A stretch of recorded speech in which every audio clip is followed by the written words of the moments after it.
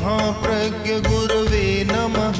गुरवे नमः, गुरवे नमः। ओम श्री महाप्रज्ञ गुरवे नमः। गुरवे नमः, गुरवे नमः। ओम श्री महाप्रज्ञ गुरवे नमः। गुरवे नमः। ओम श्री महाप्रज्ञ गुरवे नमः। गुरवे नमः। ओम श्री महाप्रज्ञ गुरवे नमः। गुरवे नमः। नमो अर्हन्ताणं, नमो अर्हन्ताणं, नमो अर्हन्ताणं। हमारी दुनिया विचित्र है कि हम तो याद करते, जो चले गए उन्हें याद करते हैं, उनके बारे में स्तुति के गीत गाते हैं, कीर्तना करते हैं और भी बहुत व्याख्याएं करते हैं, पर श्रोता सुनते हैं। पर एक प्रश्न है, इसका उत्तर कौन देगा कि ये इतने लोग तो सुनते हैं, पर जिनके बारे में कहते हैं वे सुनते हैं या नहीं सुनते। जिनको सुनाना है वे तो सुने या पता ही नहीं सुनते हैं ये नहीं, केवल दूसरों को सुनाते हैं। कोई ऐसा तार, बेतार का तार पुराने ज़माने में कहते थे, वायरलेस कोई ऐसा चाहिए कि जिससे हमारी बात वे सुन सकें। बहुत ज़रूरी है।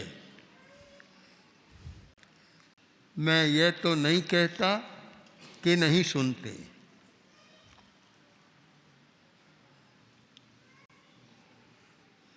और सुनते हैं इसका प्रमाण भी नहीं दे सकता, क्योंकि जो एक संपर्क और संबंध होता है वह विस्मृत हो भी जाता है, नहीं भी होता। हमारे शब्द पहुँचे या न पहुँचे, हमारी वाणी के प्रकंपन बहुत दूर तक पहुँच जाते हैं। ज्ञाता सूत्र का प्रसंग है कि जब अभय कुमार को अकाल वृष्टि करानी थी, असमय में वृष्टि, आज के वैज्ञानिक तो वृष्टि कराने में तत्पर हो गई, रास्ता खोज निकाला है कि कोई भी बादल आया नहीं बरस रहा है, किंतु ऐसा प्रयोग करेंगे कि बादल बरस जाएगा। उस समय तो ऐसा नहीं था। तो फिर अपने इष्ट देवता की आराधना में लगे और उन्होंने जो प्रयोग किया उसके प्रकंपन उस देव तक पहुंच गए, उसका आसन प्रकंपित हो गया। और प्रकंपित हुआ तब ध्यान देता है कि कौन याद कर रहा है मुझे, मेरा आसन क्यों प्रकंपित हुआ। तब अवधिक ज्ञान का प्रयोग करता है, तो फिर उसके पास आता है। हम भी कुछ ऐसे प्रकंपन पैदा करें जो हमारे प्रकंपन अपने आराध्य तक पहुंच जाए, उनका आसन प्रकंपित हो और वे फिर ध्यान दें कि मुझे कौन याद कर रहा है। दूरी बहुत है, प्रकंपन के बिना तो याद करना संभव नहीं है, बहुत दूरी, असंख्य योजनों की दूरी है। और हमारी ये दुनिया इतनी बड़ी है, इतनी निहारिकाएं, एक एक निहारिका और दूसरी निहारिका के बीच में सैकड़ों प्रकाश वर्ष का अंतर, और एक प्रकाश वर्ष कितना बड़ा होता है कल्पना ही नहीं की जा सकती। एक प्रकाश वर्ष जहाँ संख्या समाप्त हो जाती है, इतना बड़ा वर्ष होता है, इतनी दूरी है, वहाँ तक बात कैसे पहुँचे। किंतु हमारे वाणी के प्रकंपन में शक्ति है। प्रज्ञापना सूत्र में बहुत सुंदर इसका विश्लेषण किया है कि वक्ता यदि तेज स्वर में बोलता है तो उसकी वाणी के प्रकंपन या वाणी भाषा वर्गणा के पुद्गल लोकांत तक भी जा सकती है, और कमज़ोर बोलता है तो बीच में स्खलित हो जाती है। हम भी वैसी शक्ति पैदा करें। आचार्य तुलसी की स्मृति करें तो साथ साथ उनसे ये याचना कहें या सिद्धा सिद्धिं मम दिशन्तु की भाषा में हमें यह सिद्धि मिले कि हम अपने वाणी के प्रकंपन उन तक पहुंचा सकें। लोकांतर तक की बात छोड़ दें, कम से कम उन तक पहुंचा दें जिसे हम सुनाना चाहते हैं।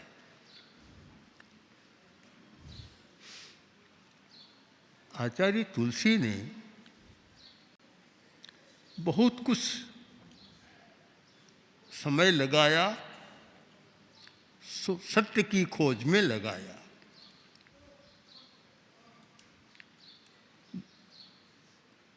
रूढ़ी मुक्त थे और नियम के बहुत पक्के थे, मनोबल बहुत विचित्र था। रूढ़ भाषा में नहीं सोचते, पर सत्य के साथ निरंतर चले रहते, निरंतर चलते और इतना कुछ नया खोजा, नया दिया है।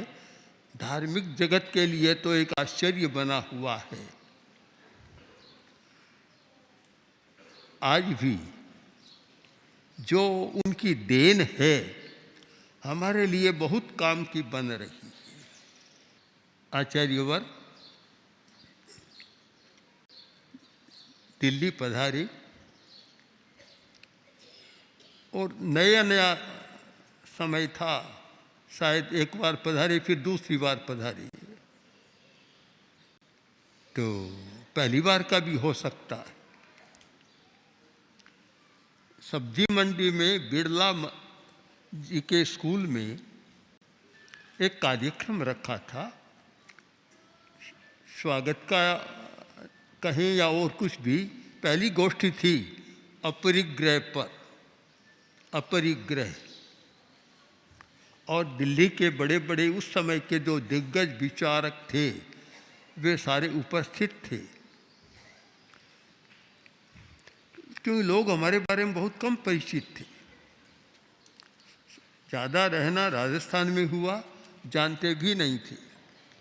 जब पहली बार हम लोगों ने अपरिग्रह पर अपने निबंध पढ़े तो एक बार में ही जैसे संपर्क गहरा हो गया और उन्हें लगा कि भाई हम सोचते हैं कि ये लोग क्या जानते हैं, ये बात धारणा हमारी गलत हो गई।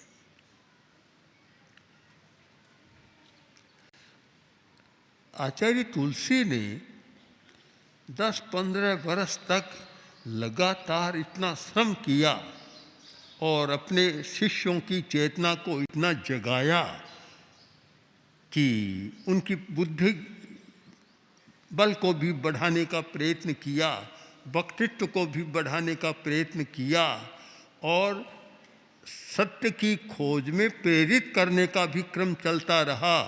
तीनों का योग मिला और फिर तो सारा वातावरण बदल गया।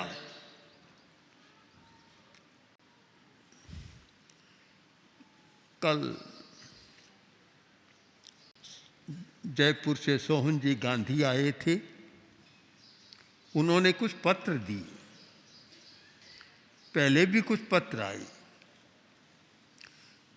अहिंसा प्रशिक्षण के बारे में, एक तो अहिंसा का सिद्धांत, एक प्रशिक्षण, ट्रेनिंग और रिसर्च, आज के दो प्रमुख विषय है। कोरा पढ़ना नहीं, पढ़ना तो प्रथम भूमिका है जिसमें हो जाए, उसके बाद उस विषय में ट्रेनिंग हो, प्रशिक्षण हो और रिसर्च हो, अनुसंधान और शोध हो, ये बड़े महत्व के होते हैं। कोरा पढ़ना तो ठीक है, तो जब एक पुस्तक अहिंसा के प्रशिक्षण की या उसके संबंधित अहिंसा के विचार की विदेशी लोगों के पास पहुंची तो वे कहते हैं कि पहली बार हम नई बात जान रहे हैं। हम 20-30 वर्ष से इस क्षेत्र में काम कर रहे हैं, पर ये बातें कभी हमारे सामने आई नहीं। बड़े बड़े पत्र आए हैं उनके, हम भी जुड़ना चाहते हैं। एक प्रोफेसर का तो पत्र था कि 1 वर्ष में जैन विश्व भारती में रहना चाहता हूँ, अरबा कुछ करना चाहता हूँ। तो ये सारा जो एक हमारे विचार दूसरों को पसंद आ रहे हैं, उपयोगी लग रहे हैं और वर्तमान समस्या का समाधान करने वाले लग रहे हैं, इसके पीछे शक्ति कौन सी शक्ति बोल रही है? वह आचार्य तुलसी की शक्ति है। उन्होंने जो मार्ग प्रशस्त किया हमारा, जो कुछ किया, इतना किया कि शायद मैं अतिशयोक्ति नहीं करूं तो इन 5-10 शताब्दियों में इतनी खोज करने वाला, गहराई में जाने वाला एक अद्भुत व्यक्तित्व हुआ है। इसलिए हम स्मृति करते हैं। वे सुने या न सुने, हम किस लिए करते हैं? कि अपने कर्जे को उतारने के लिए करते हैं। उनका कर्जा बहुत है सिर पर, ऋण बहुत है, उतरता भी नहीं है, पता नहीं कैसे उतरेगा। तो अपना भार हल्का कर देते हैं।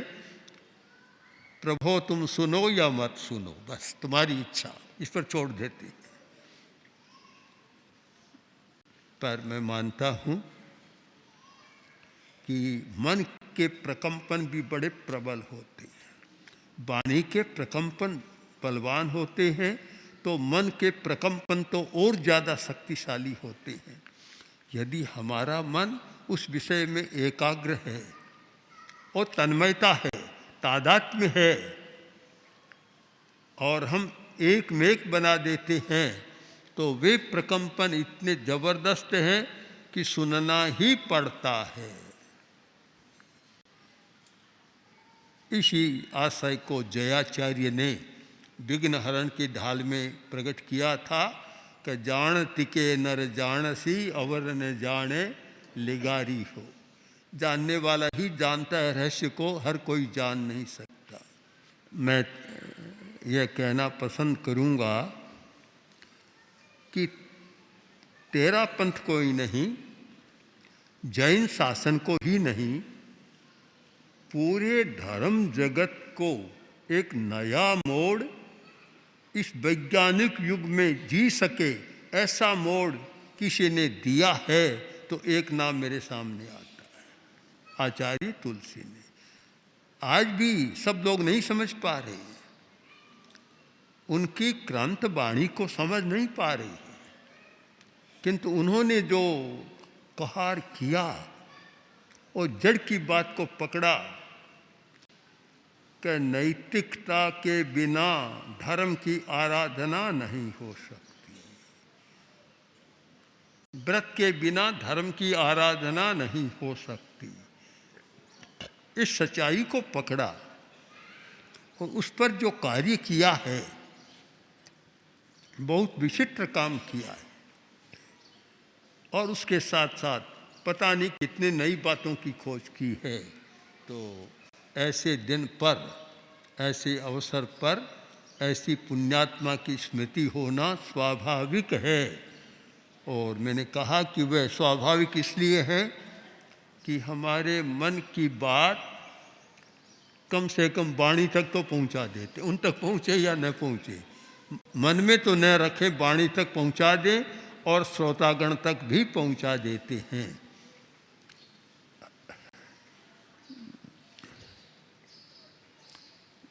उनका गीत देखें, आत्मशुद्धि का जहाँ प्रश्न है, संप्रदाय का मोह न हो। इन शताब्दियों के साहित्य को आप देखें, किस आचार्य ने यह बात लिखी कि आत्मशुद्धि का जहाँ प्रश्न है, संप्रदाय का मोह न हो।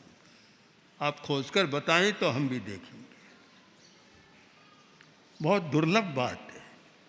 जब हमने आगम संधान का काम शुरू किया, जब आगम का काम शुरू हुआ तो परिषद में नहीं, हम लोग 5-7 संत, मैं था, मुनि दुल्हराज जी हमारे साथ थे और भी कुछ संत थे, थोड़े थे उस समय। तो आचार्यवर ने कहा, देखो हम एक बहुत बड़ा दायित्व ले रहे हैं आगम के संपादन का, बड़ा कठिन काम है, पर एक बात का ध्यान रखना कि जो आगम में है हमें वही देना है, हमें वहाँ तेरा पंथ की परंपरा को ध्यान में नहीं रखना है, कोई संप्रदाय की बात नहीं आनी चाहिए। अगर कहीं लगे कि हमारी संप्रदाय की मान्यता यह है तो हम टिप्पणी में फुटनोट में दे सकते हैं कि भी इस विषय में हमारे संघ की मान्यता यह है, किंतु मूल में तो जो है वही हमें देना है। मैं समझता हूँ ऐसी बात वह भी कोई दिखावे के लिए नहीं, एकांत में हमें गुरु मंत्र देना एक कौन दे सकता है कि जिसकी आत्मा केवल अध्यात्म की आत्मा है, संप्रदाय की आत्मा नहीं है, केवल अध्यात्म की आत्मा वही व्यक्ति दे सकता है। और यही कारण बना कि जैसे ही हमारे आगम निकले स्थान स्थान से यही टिप्पणियाँ आई कि बिल्कुल शुद्ध है, कहीं सांप्रदायिकता नहीं है, और सब जैन संप्रदायों में मान्य हुए और विदेशों में भी वे मान्य हो गए, सब जगह मान्य हो गए। और उन आगमों के कारण जो तेरापन से बहुत दूर रहने वाले लोग थे, दूर रहने वाले नहीं, विरोधी कह सकता हूँ, और भी शब्दों में कह सकता हूँ कि बहुत हल्की बातें करने वाले भी लोग थे, किंतु जैसे ही वे आगम निकले और हमारे इतने मित्र बन गए, इतने निकट आ गए कि फिर तो वे परम मित्र बन गए। तो ऐसी महान आत्मा, एक दिव्य आत्मा जिन्होंने दिव्यता के अनेक काम किए, उनकी स्मृति एक तीज के दिन तो होती है, निमित्त बन गया, किंतु वह विस्मृति कभी होती नहीं है। शायद मैंने पूज्य कालूगणी के संदर्भ में लिखा था, किसी ने कहा कि स्मृति करो, तो मैंने लिख दिया कि विस्मृत की स्मृति होत परंग स्मृत की स्मृति कौन मनुष्य करे। मारवाड़ी में जब लिखते थे प्रारंभ में कि विस्मृत की स्मृति होत परम स्मृत की स्मृति कौन मनुष्य करे। ये बताओ विस्मृति हो गई क्या? विस्मृति नहीं हुई तो फिर स्मृति क्या करें? जो जिसको भूल गए उसकी तो हम स्मृति करते हैं, जो भूला ही नहीं जाता उसकी स्मृति फिर क्या होती है। तो ऐसे महान दिव्य आत्मा वाले पुरुष जिनकी विस्मृति होती नहीं, पता नहीं दिन में कितनी बार क्या क्या स्थितियां सामने आती है, फिर भी एक लोग समझते हैं कि आज दिन का निमित्त है तो उनकी स्मृति भी कर लेनी चाहिए। पर मैं कहना चाहता हूँ कि आचार्य तुलसी की स्मृति करें तो दोनों आँखों को खोल कर करें, दोनों कानों को भी खुला रख के करें, और सबसे ज़्यादा कि दिमाग की खिड़कियों किवाड़ों को खोल कर करें, उनको देख सकें तो शायद हमें बहुत सत्य का बोध होगा, सत्य का ज्ञान प्रकाश मिलेगा। आंखें बंद, कान भी बंद और दिमाग की खिड़कियां और किवाड़ भी बंद, तो फिर स्मृति का कोई विशेष अर्थ भी नहीं होता। इसलिए आवश्यक है स्मृति करने की कला को भी सीखें, कैसे करें। और एक महापुरुष की स्मृति हमारे जीवन में भी महापुरुषत्व की चेतना को जगा सकती है, अगर हम सही अर्थ में उस भावना से वह करें। ओम ओम श्री महाप्रज्ञ गुरु